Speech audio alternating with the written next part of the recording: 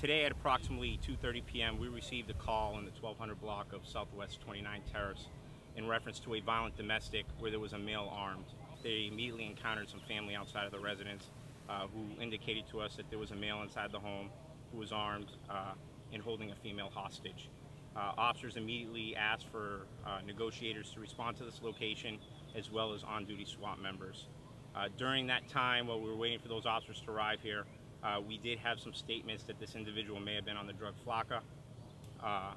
Negotiators eventually got to the residence. We were able to make entrance and establish dialogue with the individual who was inside of the residence. During that time, he did have a female who was held hostage. He was armed. SWAT was able to make entry with the negotiators, establish a tactical coverage point.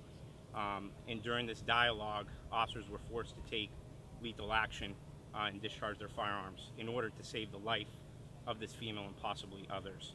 I can confirm for you at this time that the male that was inside the residence is deceased. This is a very active, ongoing criminal investigation. We have homicide, forensics, members of the state attorney's office here. I can tell you that we've been here several times this year for domestic violence calls. I was proofreading a deposition for a court reporter on my computer, and I heard the horns honking, like holding the horn down. And so I looked out the window, and I looked out the window a couple times, and then I opened the door, and I heard the woman crying. I wasn't sure if it was a woman or a chicken, because it sounded like gobble, like she was so hysterical. And then I was thinking that maybe I should call the police, but I saw they were both on the telephone, so I thought they were calling the police. What, Mommy?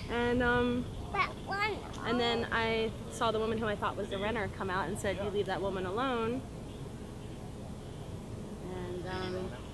And that's when I closed the door, and about 5 or 10 minutes later, 20 police cars showed up. And then once I saw the assault rifles, I realized it was a lot more serious. I don't think any police officer ever wants to have to be faced with that decision, but when it comes down to saving the life of another and their life, that's a decision that they made.